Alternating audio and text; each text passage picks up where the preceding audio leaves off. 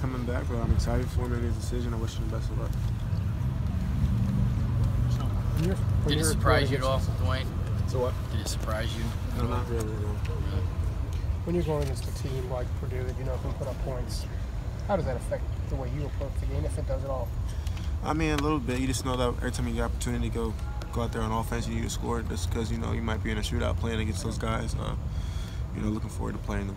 How concerned are you about the run game, especially in short yardage situations? Is it a big deal to you? Do you know you can throw it, or is it a problem?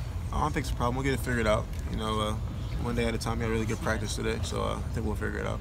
Dwayne, in general, when you guys get in the run zone, in the red zone, do you think it makes sense to just like run what you've been running all the way down the field, what's been working, or how much do you think like the play calling and the type of plays you run should change in the red zone? I mean, definitely just a little bit, just because it's a shorter field. But you know, we run our stuff and we run it well. So I just gotta find what works and keep calling it. What changes for you? I mean, obviously when the field shrinks, right, and they're not threatened by you going down the field as much. What's it like for a quarterback when the field gets compressed? You know, tighter throws. You know, make faster decisions. You know, can buy a little time. To drop an 8 in coverage in the red zone. But you know, you just gotta figure out what type of red zone they do.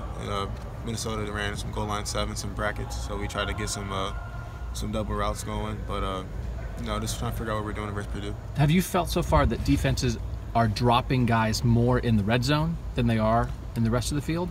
A little bit.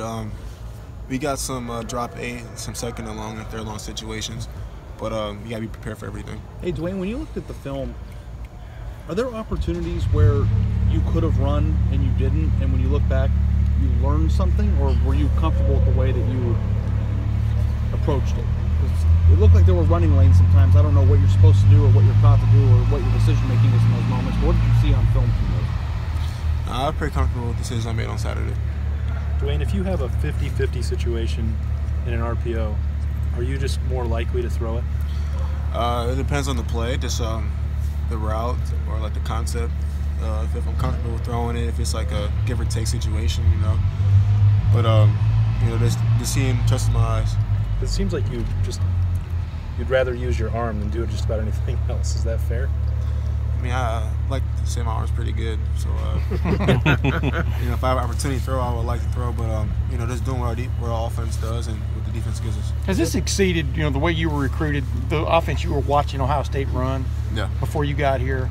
Has this exceeded your expectations of what you would be asked to do, allowed to do, whatever you want to call it, Dwayne, as this season has gone along? I mean, you guys are number 2 or number 3 in the country in passing offense. You lead the country in passing touchdowns. You know what I mean? I mean, I never really thought that this would happen the way it's going, but I'm excited for it, and you know, enjoying the moment. And you know, it's a lot of fun out there, especially with Coach Day and Coach Wilson.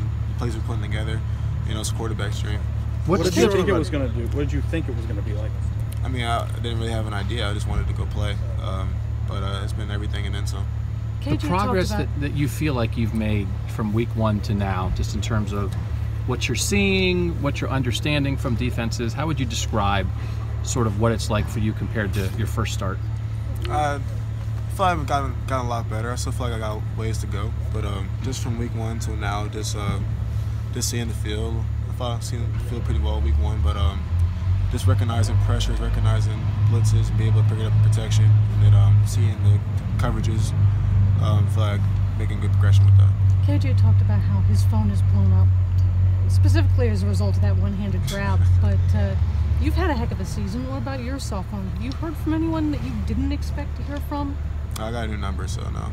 When did you get that? Before the season started. That's a smart move. So you knew what was going to happen this year. You knew you needed a new number. Braxton kind of told me, so I kind of prepared myself for it. So I got a number, yeah. Hey, what did he tell you? What did he tell you just to expect? I mean, him and JT, what did they tell you to expect once you became the guy? It's different. You know, it's kind of like a celebrity here as a quarterback at Ohio State. I wouldn't say I feel that way, but it's been a lot of fun. Yeah. What did they tell you about media criticism? I didn't talk to them about that. What was the most valuable piece of advice they gave you? A lot of good stuff. Just enjoying the moment, being a leader when you need to be, and then not letting the pressure get to you. Probably the best piece of advice I got from both of them. Dwayne, when you were picking colleges, going through picking colleges, how important was, yes, winning, but also just professional development and getting to the next level. How important was that to you when you were trying to figure out where to go to college? Oh yeah, definitely it's a big part, but when you go to college, you expect to have really great coaches.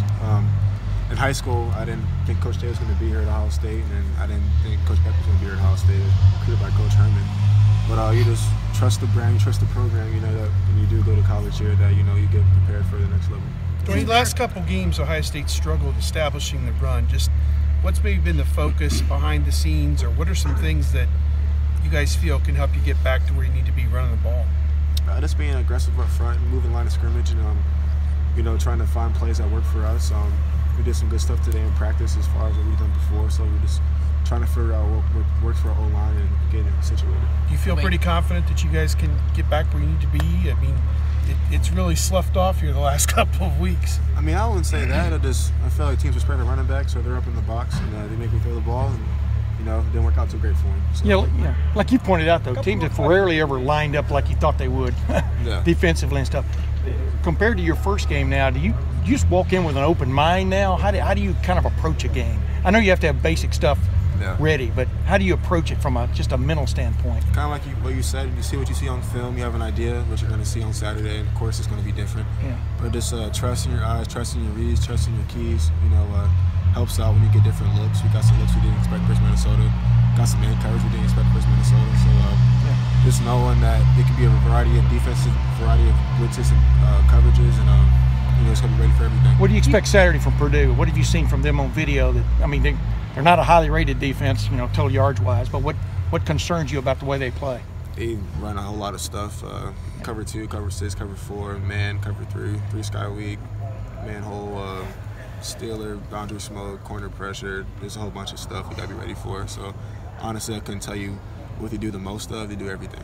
Have you talked to anybody about what it's like to play in West Lafayette? I mean, it's been 5 years since the team's even been over there. Yeah, I asked Coach Mick. He hasn't played there before as Hardline. He said they won pretty well when he played there before. Otherwise than that, it kind of says like an Indiana type environment. We played last year, the first game of the season. So it's a night game. Heard it's going to be pretty cold. So, excited for it. Is there anything that surprised you about being Ohio State's starting quarterback and the spotlight that's gone along with that? I don't want to say anything surprised me. I'm just really just enjoying the moment and just having fun with it while I have it, and just taking every day like it's my last. Dwayne, when you guys are running the RPO stuff, and sometimes there might be a look where either decision might be the right one, but you trust your arm. Is there anything to the idea that maybe you should give it just in the name of getting a little run game going, as it's been a little bit of a struggle for you guys? Yeah, I mean, there was times where I handed it off. I think like the first play we had like a Sam rifle pressure, and I handed it off.